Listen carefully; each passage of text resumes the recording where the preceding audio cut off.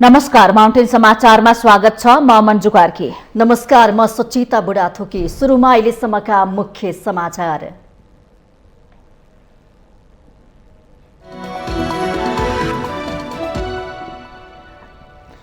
आगामी निर्वाचनमा एमालेले ठूलो सजाय भोग्नुपर्ने नेकपा एसका सम्मानित नेता खनालको दावी। ओलीको असंवैधानिक कदममा साथ दिएको भन्दै राष्ट्रपतिप्रति असन्तुष्टि व्यक्त। नेपाली कांग्रेसलाई आगामी निर्वाचनमा 13 सीटमा झारिदिने एमाले अध्यक्ष ओलीको चेतावनी। 60 वर्ष नागेका कुनै पनि ज्येष्ठ नागरिकले कांग्रेसलाई भोट नहाल्ने दावी। आगामी चुनावमा सत्ता साझेदार दलहरूबीच गठबन्धनको सम्भावना रहेको कांग्रेस प्रवक्ता प्रकाश राम महतको भनाई। गठबन्धन गर्दा निर्वाचनमा जितको सुनिश्चितता हेरिने। स्थानीय निर्वाचन आउन अब करिब 1.5 महिना मात्रै बाँकी। निर्वाचन आयोगको तयारी र दलहरूका चुनाव लक्षित कार्यक्रमले मुलुकमा बिस्तारै चुनावी माहौल बढ्न थाल्यो। स्थानीय तह निर्वाचनमा 60% जित हासिल गर्ने घमण्ड नगर्न ओलीलाई पर्यटन मन्त्री आलेको चेतावनी। ओलीको घमण्डकै कारण 2/3 नजिकको सरकार ढलेको दावी। फिनल्यान्ड लगातार 5औं पटक विश्वकै सबैभन्दा खुशी देश। विश्वको 85औं स्थानमा रहँदै नेपाल दक्षिण एसियाली राष्ट्रहरूमा सबैभन्दा खुशी हुने मुलुक। र शहीद स्मारक बे डिभिजन लेग फुटबलमा चर्च बोइजलाई हराउँदै श्री भगवती शीर्ष स्थानमा। सरस्वती र श्रीकुमारी तथा बाँसबारी र वीरगञ्ज युनाइटेड बीचको खेल बराबरी।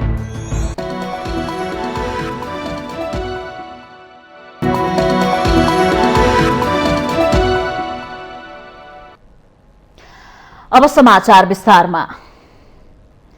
सत्ता साझेदार नेकपा एकीकृत समाजवादीका सम्मानित नेता झलनाथ खनालले आगामी निर्वाचनमा नेकपा एमालेले सबैभन्दा ठूलो सजाय भोग्नुपर्ने दावी गर्नुभएको छ। पूर्व प्रधानमन्त्री समेत रहेका नेता खनालले संसद विघटन गरेर संविधानको उल्लङ्घन गर्ने केपी ओलीलाई आगामी निर्वाचनमा नेपाली जनताले सबैभन्दा ठूलो सजाय दिनुपर्ने धारणा राख्नु भएको छ। पार्टीको गुल्मी काठमाडौँ सम्पर्क मञ्चले शनिबार काठमाडौँमा आयोजना गरेको कार्यक्रममा बोल्दै उहाँले यस्तो धारणा व्यक्त गर्नुभएको हो। नेता खनालले आगामी निर्वाचनमा केपी ओलीले सबैभन्दा ठूलो सजाय पाउनुपर्ने दावी गर्दै उनको बाकसमा 0 मत हुनुपर्ने बताउनुभयो। संविधान कसैले उल्लङ्घन गर्दाखेरि भन्दा पनि एउटा सामान्य ऐन उल्लङ्घन गर्यो भने मान्छे जेल जान्छ, हो कि हैन? कैयौं वर्षसम्म जेलमा कैदी भएर बस्नुपर्ने स्थिति हुन्छ। तर संविधानै उल्लङ्घन गर्ने मान्छेलाई खोइ सजाय अहिलेसम्म। त्यसकारणले कमेडहरू अब सजाय दिने बेला आएको छ। अब यो आउने निर्वाचनमा केपी ओलीले सबभन्दा ठूलो सजाय पाउनुपर्छ र उनले उनको बाकसमा 0 मत पाउनुपर्छ।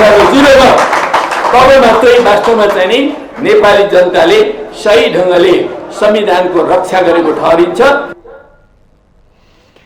खनालले आगामी निर्वाचनमा सत्तारूढ दलहरू बीच खास ठाउँमा मात्रै चुनावी तालमेल हुने भन्दै आफ्नै खुट्टामा उभिएर निर्वाचनमा विजयी हुने तयारी गर्न पार्टीका नेता कार्यकर्तालाई निर्देशन दिनुभएको छ।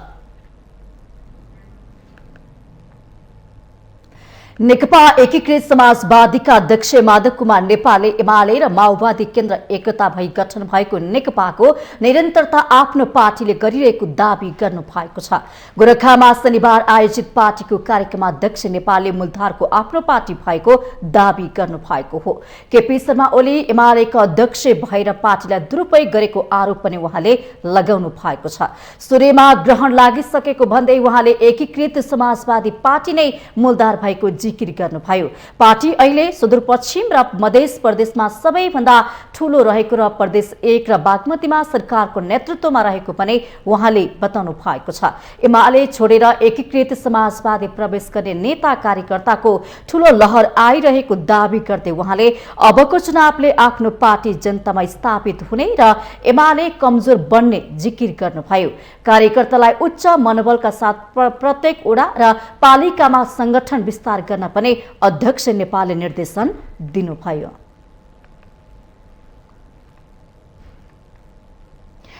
नेकपा माओवादी केन्द्रका अध्यक्ष पुष्पकमल दाहालले एमाले अध्यक्ष केपी शर्मा ओली अहिले पनि गणतन्त्र र परिवर्तनको विरुद्धमा लागेको दावी गर्नुभएको छ।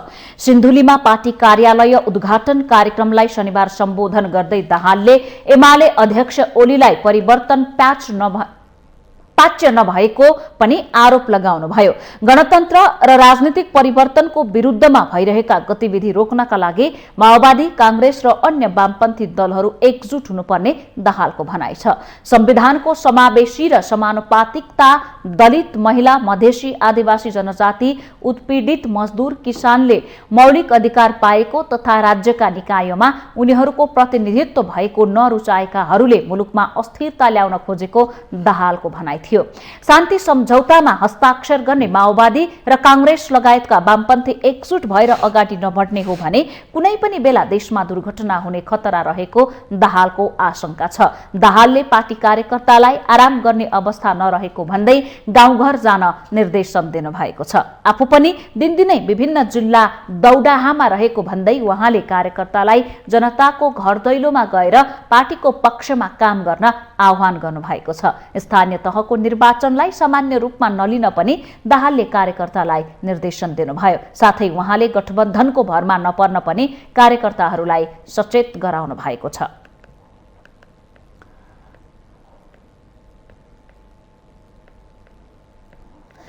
प्रमुख प्रतिपक्षी दल नेकपा एमालेका अध्यक्ष केपी शर्मा ओलीले सत्तारूढ प्रमुख घटक नेपाली कांग्रेसलाई आगामी निर्वाचनमा 13 सिटमा झारिदिने चेतावनी दिनु भएको छ।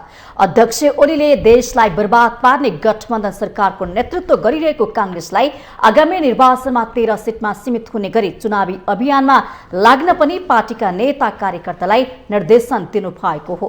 पार्टीको सम्पर्क समन्वयन कमिटिले शनिबार काठमाडौँमा आयोजना गरेको कार्यक्रम बोल्दै उहाँले 60 वर्ष नागेका कुनै पनि ज्येष्ठ नागरिकहरूले कांग्रेसलाई भोट नहाल्ने दावी समेत गर्नुभयो।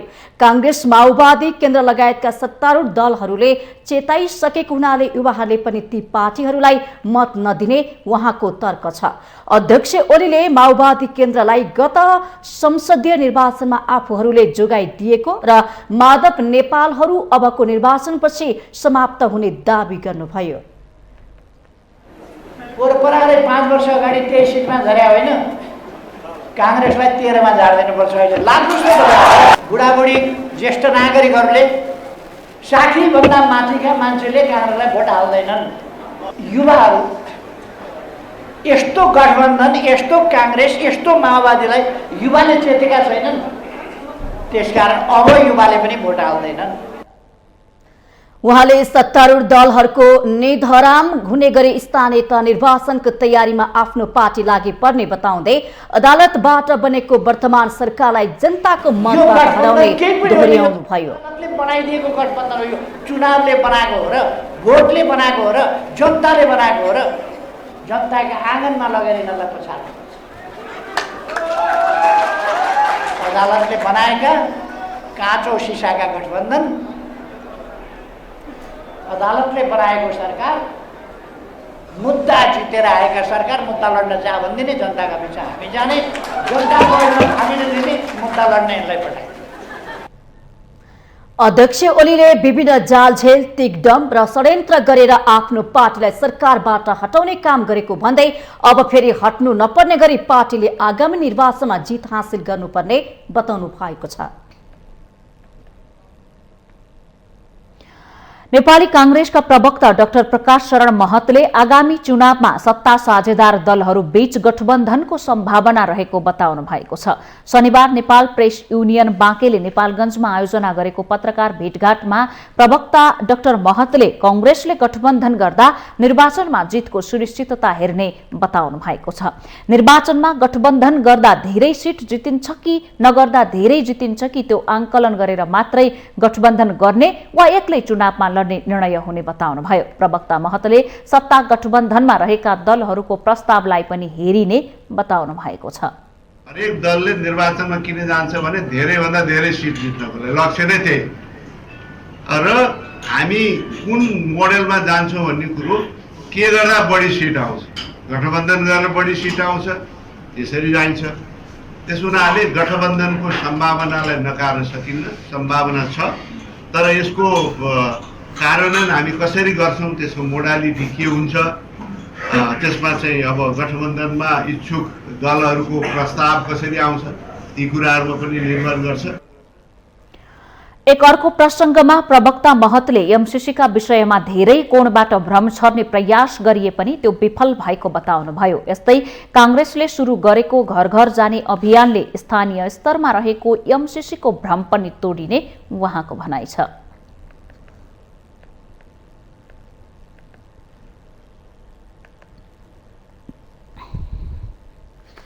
स्थानीय तहको निर्वाचनको लागि करिब 1.5 महिना मात्रै बाँकी छ। चुनावी तयारी तीव्र बन्दै जाँदा चुनाव नहोला कि भन्ने शंका पनि बिस्तारै टर्दै गएको छ। निर्वाचन आयोगको तयारी र दलहरूका चुनाव लक्षित कार्यक्रमले मुलुकमा बिस्तारै चुनावी माहौल बन्न थालेको छ। एक रिपोर्ट। स्थानीय तहको निर्वाचनका लागि करिब 1.5 महिना मात्रै बाँकी छ। चुनावको मिति घोषणा भइसकेपछि पनि एमसीसीको उल्झनमा फँसेका दलहरू बिस्तारै चुनावी केन्द्रित हुन थालेका छन्। चुनाव नजिकै जाँदा पार्टी परिवर्तन गर्नेको संख्या पनि उत्तिकै छ। निर्वाचनको मिति नजिकै गएपछि दलहरूले आफ्नो गतिविधि बढाएका छन्। प्रमुख प्रतिपक्ष दल नेकपा एमाले अरू पार्टीका कार्यकर्ता तान्ने होडमा लाग्दा सत्तारूढ प्रमुख घटक नेपाली कांग्रेस पनि चुनावी अभियानमा होमिएको छ। उसले देशैभर चुनावी अभियान थालेको छ।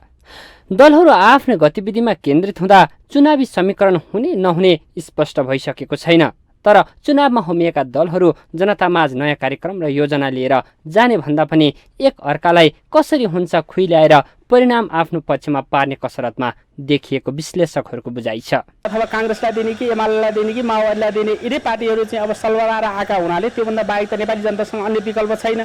कि त निर्वाचन आयोगले नो भोटको चाहिँ ऊ राखेको भएदेखि एउटा चाहिँ ऊ हुन्थ्यो। कतिपय मान्छेहरूले चाहिँ अब हामीले हेरेर निर्वाचन गर्दाखेरि अन्य कुराहरू गर्दाखेरि चाहिँ कतिपय भोटिङ काउन्टिङ हुँदाखेरि चाहिँ यसरी क्रस गरिदिएको त्यो के हो भन्दाखेरि अब चाहिँ निर्वाचन आयोगले के गर्दा नो भोटको राइट पनि त्यसमा चाहिँ सुनिश्चित गरिदियो है भनेर भनेको। तर पनि हामी कहाँ चाहिँ अब त्यति धेरै यो चाहिँ राजनीतिसँग चाहिँ सजगता, राजनीतिक कन्ससनेस, त्यसपछि राजनीतिक जागरण त्यत्रो नभइसकेको हुनाले अझै पनि त्यो चाहिँ टाइम लाग्छ हामीलाई चुज गर्नलाई। कोरोना महामारीका कारण लामो समयसम्म राजनीतिक गतिविधि प्राय ठप्प जस्तै बनेको थियो। तर अहिले कोरोना संक्रमण कम भएसँगै स्थानीय तहको निर्वाचन घोषणा भएपछि गाउँ गाउँमा राजनीतिक सरगर्मी हत्तै बढेको छ। काठमाडौँ उपत्यकाका नेताहरू गाउँ केन्द्रित भएका छन्, जसले गर्दा राजधानीदेखि नगर गाउँ र टोलसम्मै दलका भेला बैठक र आमसभालाई तीव्रता पनि उत्तिकै बढाएको छ। सत्तारूढ कांग्रेसले अहिले प्रत्येक जिल्लामा केन्द्रबाटै खटाएर प्रचार अभियानलाई तीव्र पारेको छ। नेकपा एमाले पनि तिनै तहको चुनावमा एकल बहुमत ल्याएर फेरि सिंहदरबार छिर्ने भन्दै चुनावी अभियान आक्रामक बनाएको छ। आगामी चुनावमा मतदाताले नेताहरूको आश्वासन र घोषणापत्रको भरमा मात्रै मत दिन नहुने अधिवक्ता तथा विश्लेषक आकृति रायमाझीको भनाइ छ। एजेन्डा घोषणापत्रमा त सबैजनाको देश विकासकै एजेन्डा हुन्छ। लोकलमा चाहिँ कुन एउटा इन्डिभिजुअल र कुन एउटा संस्थाले चाहिँ हामीलाई सङ्गठनले अलि बढी त्यहाँनिर सुधार लिएर आएको छ त्यो त देखिन्छ नि, प्र्याक्टिसमै हुन्छ नि। प्र्याक्टिकल हिसाबले जसलाई गरिन्छ त्यही मान्छेलाई भोट दियो भने त बेस्ट हुन्थ्यो नि। तर अब घोषणापत्रको मात्र आधारमा त्यो घोषणापत्र पढेर त्यो घोषणापत्रले जति उहाँहरूले त्यो सैद्धान्तिक कुरा गर्नुहुन्छ, सिद्धान्तको राजनीतिलाई भोट दिने हो भने त त्यसलाई एउटा जुरिस्प्रुडेन्सै छ, त्यसलाई त्यो भोटर्स इल्युसन भन्छौँ क्या हामी। त्यो भोटर्स इल्युसनमा चाहिँ कस्तो हुन्छ भने त्यो घोषणापत्रको राजनीति हो क्या त्यो। स्थानीय परिवेश नै स्थानीय चुनावमा हाबी हुन्छ, जसमा राजनीतिक दलको विचार र एजेन्डाको प्रभाव रहँदैन भन्ने हुँदैन। त्यसैले प्रमुख राजनीतिक दलहरूले मतदातासँग भोट मागिरहँदा विगतमा बनाएका एजेन्डामा कति जिम्मेवार भए स्वयं नेता तथा मतदाताले पुनर्विचार गर्नु जरुरी देखिन्छ। माउन्टेन टेलिभिजन एचडीका लागि बटुकराज गिरीको रिपोर्ट। माउन्टेन समाचारमा पालो भएको छ विश्रामको।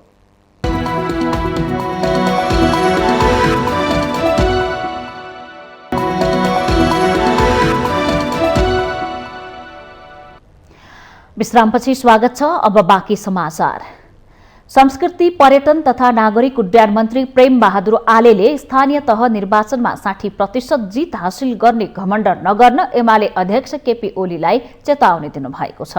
ओलीकै घमण्डका कारण वामपन्थीहरूको 2/3 नजिकको सरकार ढलेको र प्रदेश सरकार पनि गुमाउनु परेको स्मरण गराउँदै मन्त्री आलेले स्थानीय तह निर्वाचनमा पनि 60% जित हासिल गर्ने ओलीको घमण्डलाई नेपाली जनताले जवाफ दिने चेतावनी दिनुभएको छ। शनिबार काठमाडौँमा आयोजित एक कार्यक्रममा बोल्दै उहाँले ओलीकै नेतृत्वकै सरकारले नारायण हिटी संग्रहालय र पशुपतिमा रहेको धर्मशाला कौडीको मूल्यमा बिचौलियालाई बुझाएको दावी गर्नुभयो। मन्त्री आलेले ओलीमा महाभारतको दुर्योधन भन्दा पनि बढी घमण्ड रहेको तर जनताले त्यसको जवाफ आगामी निर्वाचनमा दिने बताउनुभयो। महाभारतको दुर्योधन एमालेको नेता केपी ओली, कुनै फरक छैन। दाजुस तपाईहरु मूल्याङ्कन गर्नुस्, जनताले 30 गते यसको जवाब दिनेवाला छन्। तपाईहरुलाई म जानकारी गराउन चाहन्छु, विगतमा उहाँ प्रधानमन्त्री हुँदाखेरि बतासलाई कौडीको भावमा चाहिने नागरिक राजदरबार बुझाउने कामहरू भएको छ। संग्रहालय त्यति मात्र होइन, पशुपतिनाथमा भएको धर्मशाला जहाँ भारतीय प्रधानमन्त्री आदरणीय नरेन्द्र मोदीले 25 करोड रुपियाँ भाडा दिएर हिन्दू धर्मावलम्बीहरू आउँदाखेरि सस्तो सुलभमा बस्न पाउन् भनेर उहाँले जुन दिएको अनुदान थियो त्यसलाई पनि कौडीको भावमा बेच्ने कामहरू भएको छ, जिम्मा लगाउने कामहरू भएको छ। यस्ता थुप्रै सम्पदाहरू आज मासिँदै गएका छन्। 3 वर्षभित्र सम्पन्न हुने गरी चलचित्र नगरी दोलखाका लागि आवश्यक बजेटको व्यवस्था गर्न आफूले सक्दो पहल गर्ने बताउँदै मन्त्री आलेले आगामी दिनमा त्यसका लागि आफूले प्रधानमन्त्री सञ्चार मन्त्री र अर्थमन्त्रीसँग छलफल गर्ने बताउनु भएको छ। 3 वर्षमा कम्प्लिट हुने गरी बजेटको व्यवस्थापन गर्नको लागि मेरो तर्फबाट म पहल गर्दैछु। यसको लागि बजेट भन्दा अगाडि हामीले यदि राज्यलाई घचघचाउन सकिनु भने हामी पछाडि पर्न सक्छौँ। त्यसो भएको हुनाले यसलाई छिटो छरितो सम्पन्न गर्नको लागि म तपाईहरुको यो सन्देश सम्माननीय प्रधानमन्त्री शेरबहादुर देउवाजी र सञ्चार मन्त्रीज्यूलाई र अर्थमन्त्रीज्यूलाई म यो समाचार पनि सुनाउने छु भन्ने कुरा म तपाईहरुको माझमा राख्न चाहन्छु। त्यस अवसरमा मन्त्री आलेले मर्यादित पत्रकारिता गर्न पनि सञ्चार माध्यमलाई आग्रह गर्नु भएको छ।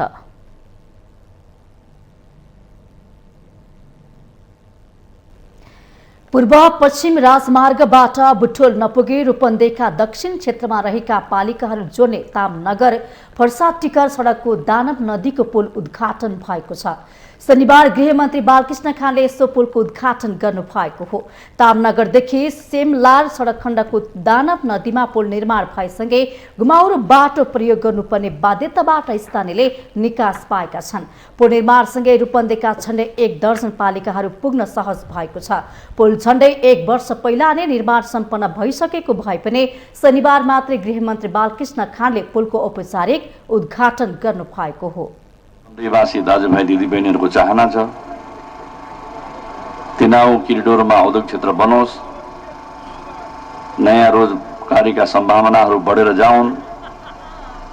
तथापि यो औद्योगिक क्षेत्र बनाउने क्रममा यस भेगका कुनै पनि नागरिकको दिदीबहिनी दाजुभाइको बास नउठोस्, त्यतापट्टि हाम्रो सजगता छ। 2074 साल असार 30 गते ठेक्का सम्झौता भएको पुल 2077 माघ 13 गते सम्पन्न गर्ने गरी 14 करोड 32,87,400 रुपियाँ कर बाहेकको रकम लागतमा निर्माण गरिएको हो। श्री अर्घखाँची बाबुल जेबी रूपन्देहीले निर्माणको जिम्मा पाएको थियो। जम्मा लागत अनुमान 23 करोड 22,19,892.27 रहेको छ, भ्याट सहित हो जुन, र ठेक्का सम्झौता रकम भ्याट बाहेक 14 करोड 32,87,453.97 रहेको छ र सम्झौता मिति 2074 असार 30 गते सम्झौता भएर विक्रम सम्वत 2070 माघ 13 गते सम्पन्न भएको हो र यथार्थ खर्च भनेको 13 करोड 94,51,253.93 पैसा रहेको छ। कार्यक्रममा बुटोल उपमहानगरपालिकाका नगर प्रमुख शिवराज सुवेदीले जिल्लाको विकासको लागि सबै राजनैतिक दल मिलेर काम गर्नुपर्ने बताउनु भएको छ। विकासमा बुटोलको विकासमा हामीले अगाडि सारेका 15 वर्षे गुरु योजना, 5 वर्षे आवधिक योजना र हाम्रा पालिकाहरूले सङ्घीय सरकार प्रदेश सरकारको समन्वय र सहकार्यमा अब साँच्चै नेपालको समृद्धि र खुसियाली नेपाल सङ्घीय लोकतान्त्रिक गणतन्त्र क्रान्तिपछिको हामीले अवस्था बदलेपछिको व्यवस्था बदलेपछिको अवस्था बदल्ने अभियानमा हामी विकास राजनीतिमा एउटा सही बाटोमा योजनाबद्ध दिगो विकासको बाटोमा सँगै हिँडेका छौँ। उपमहानगरपालिका रूपन्देहीको तिनाउ र दानव नदीमा अझै पनि केही पुल अलपत्र अवस्थामा रहेका छन्। ती पुलहरू पनि समयमा निर्माण सम्पन्न गर्न सरकारवालाहरूले चासो देखाए रूपन्देहीवासीलाई थप सहयोग पुग्ने स्थानीयको भनाइ छ। राष्ट्रिय प्रजातन्त्र पार्टी नेपालका अध्यक्ष कमल थापाले स्थानीय तहको निर्वाचनमा नेकपा एमालेसँग चुनावी तालमेल हुने घोषणा गर्नुभएको छ। जल्ला स्तरीय अगुवा कार्यकर्ता भेटघाट कार्यक्रममा सम्बोधन गर्दै शनिबार पोखरा पुगेका थापाले एमालेसँग सहकार्य हुने घोषणा गर्नुभएको हो। यसका लागि एमालेसँग प्रारम्भिक छलफल भएको पनि उहाँले बताउनु भएको छ। यति बेला सबै दल आफ्ना कार्यकर्ता आंकलन गर्न व्यस्त रहेको भन्दै थापाले आफूहरू पनि संगठन विस्तारमै व्यस्त रहेको बताउनुभयो। शक्तिशाली ठूलो पार्टी निर्माणका लागि चुनावी एकता गर्नुपर्नेमा जोड दिनुभएको छ। गत फागुन 7 मा प्रजातन्त्र दिवस को अवसरमा राप्रपा नेपाल पुनर्जागृत गर्न सफल भएको भन्दै थापाले तुलनात्मक रूपमा अहिले पार्टी कमजोर देखिए पनि आगामी दिनमा देशको विकास गर्ने र राजनीतिको मूलधारमा स्थापित हुने दावी गर्नुभएको छ। राप्रपा नेपालले सर्वधर्मपूर्ण धार्मिक स्वतन्त्रता सहितको सनातन हिन्दू राष्ट्रको पुनर्स्थापना, सुशासन र समृद्धिको मुख्य एजेन्डा लिएर चुनावमा जाने थापाको भनाइ थियो।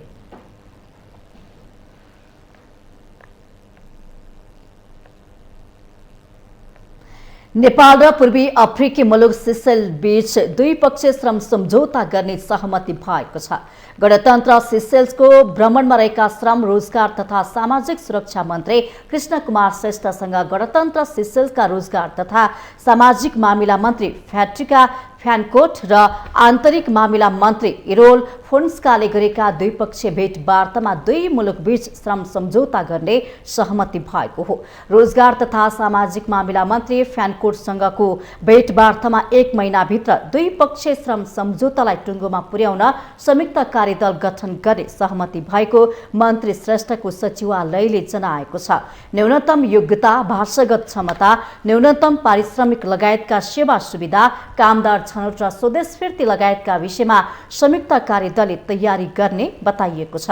कार्यदलमा नेपालको तर्फबाट मन्त्रालयका उपसचिव डाक्टर थानेश्वर भूषालले नेतृत्व गर्नुहुनेछ। अहिले 1250 भन्दा धेरै नेपाली सिसेल्समा रोजगारीको क्रममा रहेको बताउँदै मन्त्री फ्यानकोटले द्विपक्षीय श्रम सम्झौता गरेर नेपालीलाई ल्याउन इच्छुक रहेको बताएको मन्त्री श्रेष्ठको सचिवालयले जनाएको छ। सिसेल्समा अहिले सुरक्षा गार्डको रूपमा धेरै नेपाली कार्यरत रहेका छन्। यसबाहेक होटल तथा पर्यटन क्षेत्रमा पनि केही नेपाली कार्यरत रहेका छन्। नेपाल र सिसेल्स बीच कूटनीतिक सम्बन्ध स्थापना भएको 3.5 दशक भइसकेको छ।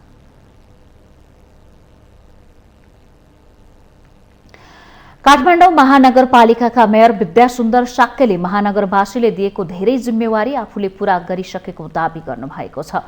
शनिबार काठमाडौँ महानगरपालिका ओडा नम्बर 14 को ओडा कार्यालय भवन उद्घाटन गर्दै उहाँले महानगरवासीको सबै चाहना पूरा गर्न नसके पनि उनीहरूले सुम्पेको अधिकांश जिम्मेवारी पूरा गरेको दावी गर्नुभएको हो। मेयर शाक्यले सबै ओडा कार्यालयलाई काम गर्न उचित वातावरण बनाएर आफूले अभिभावकीय भूमिका निर्वाह गरेको जिकिर गर्नुभएको छ। उहाँले सबै ओडाहरूलाई प्रशस्त बजेट दिने, काम गर्ने वातावरण बनाउने र त्यसका लागि आवश्यक टिम परिचालन गर्ने काममा आफूले कमी हुन नदिएको उल्लेख गर्नुभएको छ। उहाँले मुद्दा मामिलाका कारण पनि महानगरपालिका अन्तर्गतका सबै ओडा कार्यालय बनाउन नसकेको प्रष्टोक्ति दिनुभयो।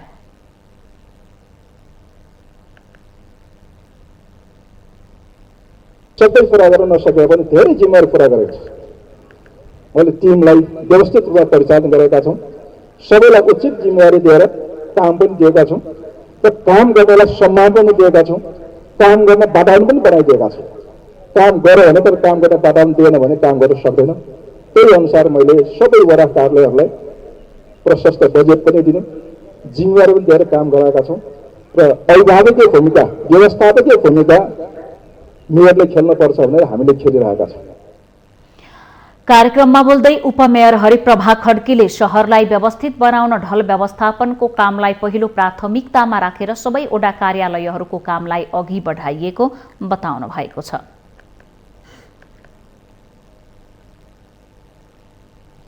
दुई वर्ष अघिसम्म भूमिगत रहेको नेत्र विक्रमचन्द विप्लव नेतृत्वको नेकपा अहिले स्थानीय चुनाव मार्फत राष्ट्रिय राजनीतिमा हुमिने तर्खरमा गर्दैछ। संसदीय व्यवस्थाको घोर विरोध गरेका नेकपा महासचिव विप्लवले स्थानीय तहको चुनाव उपयोग गरेर राजनीतिमा सक्रिय हुने भने प्रस्ताव गरेका छन्। तर केही नेताहरूले चुनावमा जाने बारेमा फरक मत राखेपछि पार्टीमा बहस चुलिएको हो। अहिले नेत्र विक्रमचन्द विप्लव नेतृत्वको नेकपा राष्ट्रिय राजनीतिमा प्रवेश गर्नेतर्फ देखिँदैछ। सरकारले 2075 साल फागुन 29मा नेकपा विप्लव समूहलाई आपराधिक संगठन भएको ठहर गर्दै प्रतिबन्ध लगाएको थियो। यद्यपि प्रतिबन्ध अगाडि पनि यो पार्टी कुनै पनि चुनावमा सहभागी नभई बहिष्कार अभियानमा लाग्दै आएको थियो।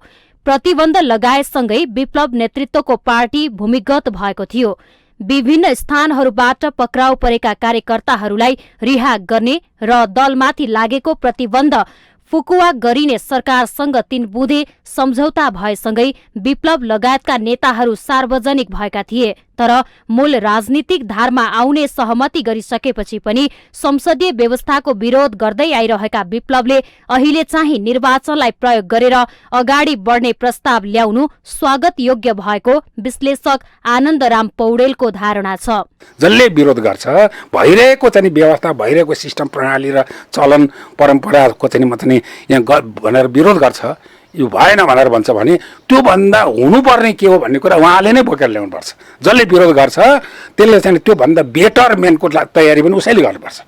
त्यसले गर्दाखेरिमा विप्लवजी आउनु स्वागत योग्य नै हुन्छ। उहाँले किनभने राष्ट्रको लागि यहाँ आवश्यक छ, वैकल्पिक शक्तिको आवश्यकता छ। यो चाहिँ मैदान खाली छ। तर उहाँले चाहिँ के छ भन्नलाई भने यो के अरे यो आतङ्कको राजनीति, हत्या हिंसक संस्कृतिको होइन कि वास्तवमा चाहिँ जनताको मुटुको ढोढुकी भएर काम गर्ने हुने आवश्यक छ। देशमा भएको भ्रष्टाचार कम गर्ने, घुसखोरी नियन्त्रण गर्ने र शिक्षा, स्वास्थ्य र अन्य क्षेत्रमा भएको अनियमितता रोक्ने भन्दै विप्लवका नेता कार्यकर्ताले अभियान नै चलाएका थिए। तर कालो मोसो दल्ने तथा भौतिक कारबाहीको चेतावनी दिने उनको गतिविधि आलोच्य थियो। सरकार र शुभेच्छुकहरूले उनलाई शान्तिपूर्ण राजनीतिमा आउन सुझाव दिने गरेका थिए। हिंसात्मक बाटो छाडेर शान्तिपूर्ण राजनीतिमा प्रवेश गरेका विप्लवले आगामी निर्वाचनमा भाग लिन गरेको प्रस्ताव हेर्दा अब भने विप्लव नेतृत्वको पार्टी मूलधारमा आउने बाटोमा लागेको भनी आशा गर्न सकिन्छ। तर विप्लवको प्रस्तावमा नेकपाकै केही नेताहरूले 3 बुँदे सहमति कार्यान्वयन नभएको अवस्थामा चुनावमा जानु ठिक नहुने भन्दै विरोध गरिरहेका छन्। संसदीय व्यवस्थालाई उपभोग गरेर आफ्नो दुनो सोझाउनेतर्फ मात्रै लागेमा सम्पूर्ण जनताले यसको विरोध गर्नुपर्ने अर्का विश्लेषक गोपाल बहादुर शाहको तर्क छ। तर संसदीय व्यवस्थालाई र संविधानलाई भरपूर उपभोग गर्ने र त्यो भित्र बसेर संसदीय व्यवस्थाभित्र बसेर आफ्नो चाहिँ स्पेस पनि लिने र त्यो स्पेस लिइसकेपछि त्यहीँभित्र नै संसदीय व्यवस्थाको विरुद्धमा लागेर चाहिँ अर्को किसिमको चाहिँ बबन्डन मचाउने स्थिति सिर्जना हो भने त्यसलाई खबरदारीको रूपमा पनि हेर्नुपर्छ, हैन, शंकाको रूपमा पनि हेर्नुपर्छ। 40 को दशकबाट आन्दोलनका वस्तुवादी स्वरूप अवलम्बन गर्दै जनताको बहुदलीय जनवाद हुँदै आजको नेकपा एमाले निर्माण भएको हो। जुन पृष्ठभूमिबाट आए पनि शान्तिपूर्ण र वैधानिक तवरले नेपाली समाजको प्रगतिशील रूपान्तरण गर्न अगाडि बढ्न सकिने विज्ञहरूको तर्क छ भने यता चुनावमा भाग लिने विप्लवको निर्णयका कारण पार्टी नै फुटको संघारमा पुग्छ कि भन्ने आशंका पनि उब्जिएको छ। माउन्टेन टेलिभिजन एचडी का लागि क्यामेरामा अमर रावतका साथ बिन्दु अधिकारीको रिपोर्ट। माउन्टेन समाचारमा पालो भएको छ विश्रामको।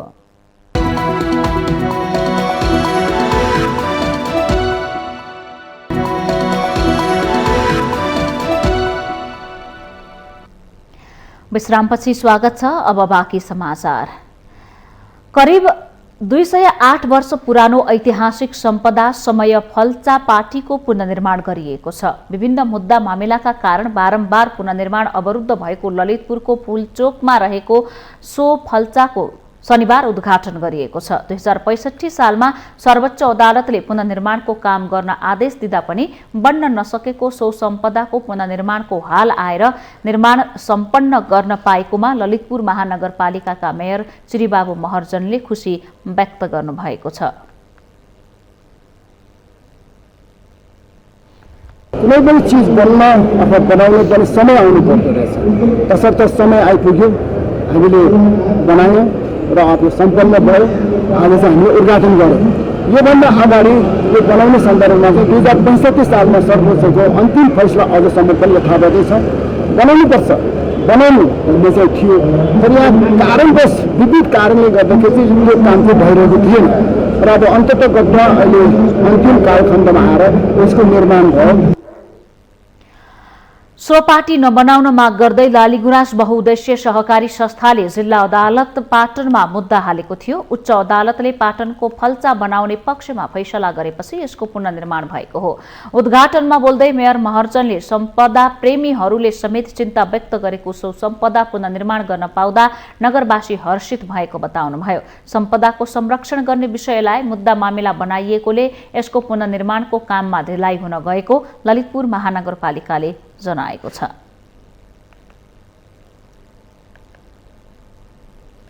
नेपालबाट 1980 देखि 1990 को दशकमा हराएका प्राचीन मूर्ति मध्येका 2 मूर्ति बेलायत सरकारले नेपाललाई हस्तान्तरण गरेको छ।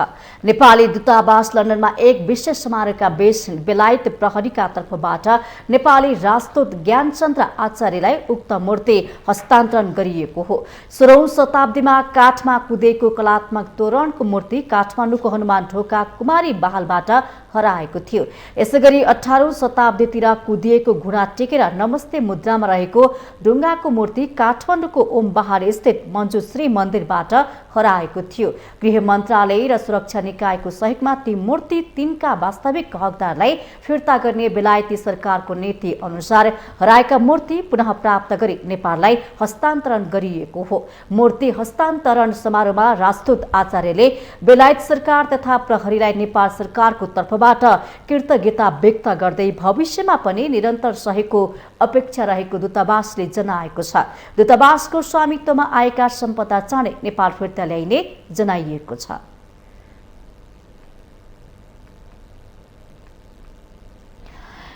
दार्चुलाको महाकाली नगरपालिका 4 बाग बगड क्षेत्रमा महाकाली नदीको बहाव भारतले नेपालतर्फ फर्काउने भएपछि स्थानीयले शनिबार पनि ढुङ्गा मुढा गरेका छन्।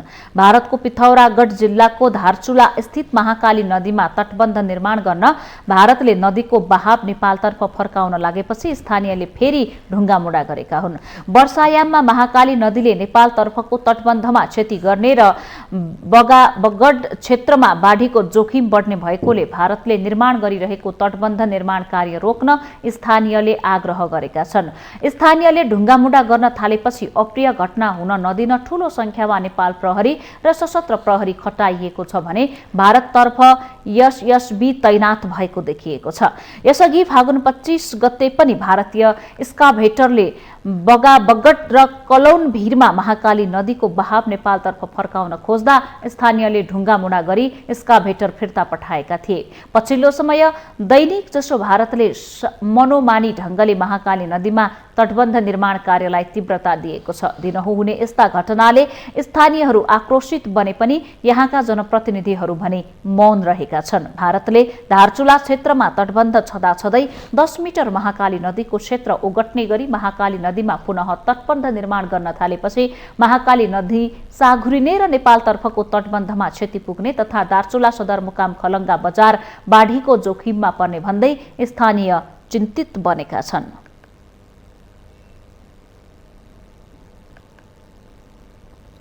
पछिल्लो समय सरकारी विद्यालयमा पनि शिक्षाको गुणस्तर सुधारसँगै प्रविधिबाट पढाइ हुन थालेको छ, जसले गर्दा विद्यार्थीहरू निश्चित विद्यालय छोडेर सरकारीमा जाने क्रम बढिरहेको छ। तर सरकारी विद्यालयमा शिक्षक, कक्षा कोठा अभाव लगायतको समस्या भने ज्यूका त्यौं रहेको छ। एक रिपोर्ट। दाङमा रहेका सरकारी विद्यालयहरूमा विद्यार्थीको आकर्षण बढ्दै गएको छ। निजी विद्यालयका विद्यार्थीहरू पनि धमाधम सरकारी विद्यालयमा जान थालेका छन्। जिल्लाको शान्तिनगर गाउँपालिका 5 बैसामा रहेको हात्तीखाल जनशक्ति आधारभूत विद्यालयमा चालू शैक्षिक सत्रमा मात्र निजी विद्यालय छोडेर 26 जना विद्यार्थीहरू पढ्न गएका छन्। तर कक्षा कोठा अभावको कारण विद्यार्थीहरूलाई भवन बाहिर राखेर पढाउनु पर्ने बाध्यता छ। अनि विद्यार्थी अभावमा 2074मा बन्द भएको रात्रि आधारभूत विद्यालयमा 2075देखि निरन्तर विद्यार्थी संख्या बढिरहेको छ। तर त्यहाँ पनि कक्षा कोठा अभावको समस्या उस्तै छ। विद्यार्थी संख्या धेरै छ, शिक्षक संख्या कम छ। हामी बहुकक्षा शिक्षण चलाउन बाध्य छौँ, किनभने कक्षा कोठा हाम्रो कक्षा कोठा पाँचवटा कोठा 6वटा कक्षा कोठा भयो कि एउटा अफिस भइहाल्यो एउटा कोठा, अनि बहुकक्षा शिक्षण गर्नै पर्छ। कक्षा कोठा पुग्दैन, अब 5वटा क्लासलाई 5वटा कोठा अनि एउटा बालकक्षा 6वटा कोठा हुनुपर्ने, 6वटा कोठा छैन, हामीसँग 5वटा मात्रै छ। अनि बहुकक्षा शिक्षण गर्छौँ, अनि एकजना शिक्षक पनि कमी छ। त्यसको कारणले पनि हामी बहुकक्षा शिक्षण गरिराखेका छौँ। अहिले पूर्वको शैक्षिक सत्रभन्दा अहिलेको शैक्षिक सत्रमा बढेका छन्, विद्यार्थी संख्या बढेका छन्, राम्रो छ विद्यार्थी संख्या। यो वर्ष मात्र 26 जना विद्यार्थी आएको छन्। भौतिक संरचना हाम्रो भवन त छ, तर कक्षा कोठाको म्यानेजमेन्ट गर्नुपर्ने छ। 2-4वटा कोठा त म्यानेजमेन्ट गरेका छौँ, अझै गर्नु बाँकी छ। म आउँदाखेरि त पुनः सञ्चालन भइसकेको थियो है। कक्षा 1मा थियो, कक्षा 1मा हाम्रो जम्मा 3 जना मात्रै विद्यार्थी थिए। 1 बजे स्कुल बिदा हुँदो रहेछ, 3 जना पनि त्यही बाल विकाससँगै गइहाल्ने। भौतिक अवस्था अब अफिस पनि थिएन त्यतिखेर। कक्षा कोठामा एउटा व्हाइट बोर्ड र मार्कर पनि थिएन। लगभग मैले पर्सनल नै किनेको वर्ष आएर, अहिले आएर चाहिँ एकदम सहज वातावरण भएको छ होइन। 58-59 जना विद्यार्थी छन्। अझै अर्को वर्ष धेरै बढाउने लक्ष्य पनि छ। त्यस्तै आदर्श मावि काशीपुरमा पनि पछिल्लो समय विद्यार्थी संख्या बढिरहेको छ। तर कक्षा कोठा अभावले एउटा कोठामा 2वटा कक्षाका विद्यार्थीहरू राखेर पढाउनु पर्ने बाध्यता छ। सरकारी विद्यालयमा पछिल्लो समय शिक्षामा सुधार भएपछि विद्यार्थीहरू पनि निकै खुसी देखिन्छन्। तर कक्षा कोठा र खेल मैदानले गर्दा समस्या भएको उनीहरूको गुनासो छ। अलि धेरै चेन्जेस भएको पनि लागिरहेको छ, तर अब टिचरहरू पनि दिन प्रतिदिन बढिरहेका छन् अनि राम्रा पनि भइरहेको छ। अब समस्या खासै त्यसो देख्दैन म। अलि टोइलेटहरू अलि सेन्टेड धेरै आउँछ कि, अनि हामीलाई फेरि त्यो जुन इन्टरभलमा हुन्छ नि त्यो पानी फेरि अब विद्यार्थीको मात्रा बढ्यो, तर त्यो पानी जुन धारा छ त्यो एउटा मात्रै भयो क्या। खेलकुद त छ हामीसँग धेरै छ खेललाई, तर फिल्ड छैन नि त, फेरि अब सानो फिल्ड भइदियो।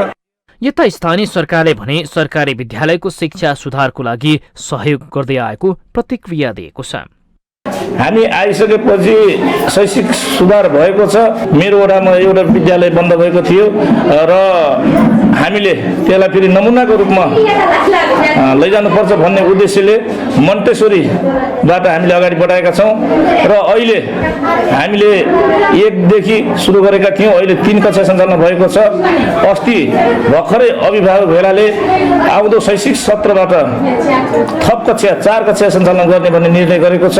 राज्यले सरकारी विद्यालयमा वर्षेनी लाखौं खर्च गरिरहेको छ, तर पनि सरकारी विद्यालयलाई अभिभावक र विद्यार्थीले विश्वास गर्न सकेका छैनन्। त्यसैले राज्यले शिक्षाको गुणस्तर वृद्धि र विद्यार्थीहरूलाई आवश्यक भौतिक संरचनाहरूको विकासमा ध्यान दिन आवश्यक छ। माउन्टेन टेलिभिजन एचडीका लागि दाङ सहकर्मी विकास डाँगीको रिपोर्ट। हामीसँग आर्थिक अन्तर्राष्ट्रिय र खेल समाचार बाँकी नै छन्। माउन्टेन समाचारमा पालो भएको छ विश्रामको।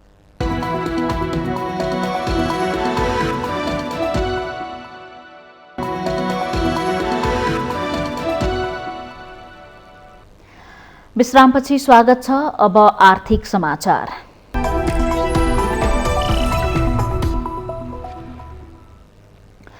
प्रधानमन्त्री शेरबहादुर देउवाले रामेछाप स्थित खिम्ती पावर सब स्टेशनको उद्घाटन गर्नुभएको छ।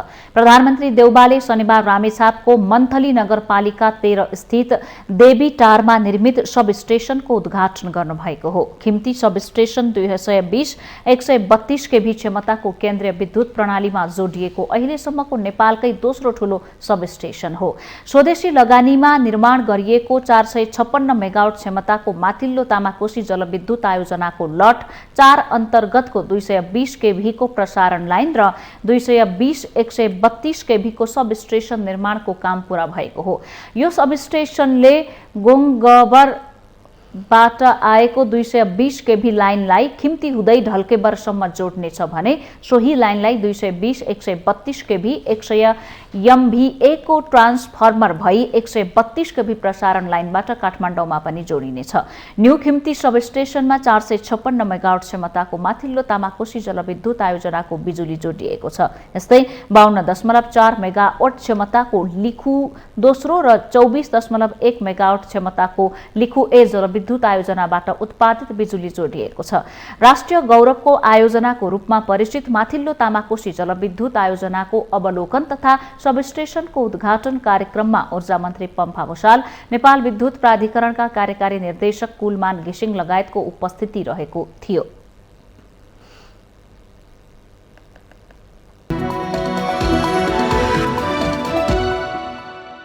यो सँगै हामी माउन्टेन समाचारको अन्त्यमा आइपुगेका छौं। जाँदा जाँदै मुख्य समाचार पुनः एकपटक।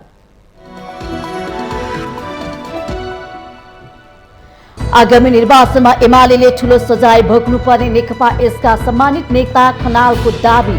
ओलीको असंवैधानिक कदममा साथ दिएको भन्दै राष्ट्रपतिप्रति असन्तुष्टि व्यक्त। नेपाली कांग्रेसलाई आगामी निर्वाचनमा 13 सीटमा झारिदिने एमाले अध्यक्ष ओलीको चेतावनी। 60 वर्ष नागेका कुनै पनि ज्येष्ठ नागरिकले कांग्रेसलाई भोट नहाल्ने दाबी। आगामी चुनावमा सत्ता साझेदार दलहरू बीच गठबन्धनको सम्भावना रहेको कांग्रेस प्रवक्ता प्रकाश शरण महतको भनाई। गठबन्धन गर्दा निर्वाचनमा जितको सुनिश्चितता हेरिने। स्थानीय निर्वाचन आउन अब करिब 1.5 महिना मात्रै बाँकी। निर्वाचन आयोगको तयारी र दलहरूका चुनाव लक्षित कार्यक्रमले मुलुकमा बिस्तारै चुनावी माहौल बढ्न थाल्यो। स्थानीय तह निर्वाचनमा 60% जित हासिल गर्ने घमण्ड नगर्न ओलीलाई पर्यटन मन्त्री आलेको चेतावनी। ओलीको घमण्डकै कारण 2/3 नजिकको सरकार ढलेको दाबी। फिनल्याण्ड लगातार 5औं पटक विश्वकै सबैभन्दा खुशी देश। विश्वको 50औं स्थानमा रहँदै नेपाल दक्षिण एसियाली मुलुकमा सबैभन्दा खुशी मुलुक। र शहीद स्मारक बे डिभिजन लिग फुटबलमा चर्च बोइजलाई हराउँदै श्री भगवती शीर्ष स्थानमा। सरस्वती र श्रीकुमारी तथा बाँसबारी र वीरगञ्ज युनाइटेड बीचको खेल बराबरी।